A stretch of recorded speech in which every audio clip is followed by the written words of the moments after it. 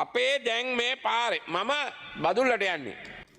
பொலனறுவையில் மக்களுக்கு ஏற்படும் வயிற்று அசௌகரியத்தை கருத்தில் கொண்டு ஒவ்வொரு 5 கிலோமீட்டருக்கும் கழிப்பறைகள் அமைக்கப்படுவது சிறந்த யோசனையாகும் என நாடாளுமன்ற உறுப்பினர் சாமர சம்பத் தசாநாயக்க தெரிவித்துள்ளார்.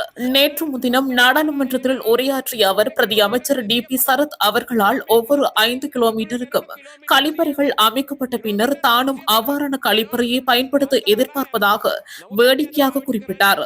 மேலும் தேசிய மக்கள் சக்தி அரசாங்கத்தால் கட்டப்படும் அதிவேக நெடுஞ்சாலையில் பயணிக்க விரைவில் வாய்ப்பு வழங்கப்படும் எனவும் அவர் கோரிக்கை விடுத்தார்.